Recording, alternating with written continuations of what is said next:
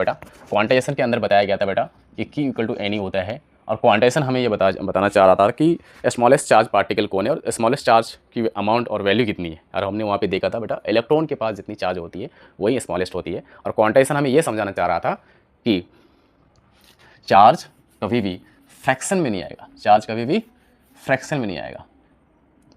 मतलब smallest charge है तो उसको और फ्रैक्शन नहीं कर सकते, कहने का मतलब यह है। तो यहाँ से अपन क्या निकालेंगे, n निकालेंगे। तो ये जो हमारा n है इसकी वैल्यू क्या होनी चाहिए, फ्रैक्शनल नहीं होनी चाहिए। अगर ये फ्रैक्शनल वैल्यू शो करता है इसका मतलब ये पॉसिबल नहीं है। अगर ये इंटीजर वैल्यू देता है इसका मतलब ये क्या है, पॉसिबल है।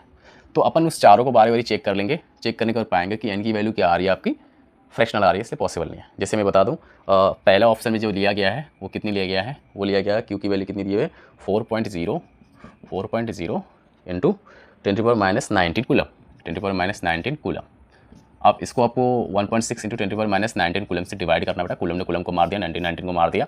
अब देखिए आपके पास क्या है, आपके पास 4/1.6 है। आप क्या कर सकते हैं, आप इसको कैसे करेंगे, है ना -19 ही है, हाँ -19 ही है। तो आप अगर यहाँ से हटाते हैं तो यहाँ पे आएगा, ये चला जाएगा किससे बेटा 4 टाइम में। तो आपके पास क्या आ गया 10/4, 10/4। अब इसे कटाएंगे तो क्या आ जाएगा, ये कटेगा 4 2 8, 4 2 8 कितने बच गया, 2 बच गया, 20 यानी 2.5। तो n आपकी क्या आ गई, फ्रैक्शनल वैल्यू आ गई, n आपकी क्या आ गई, फ्रैक्शनल वैल्यू आ गई, इसलिए पॉसिबल नहीं है। इस तरह से चार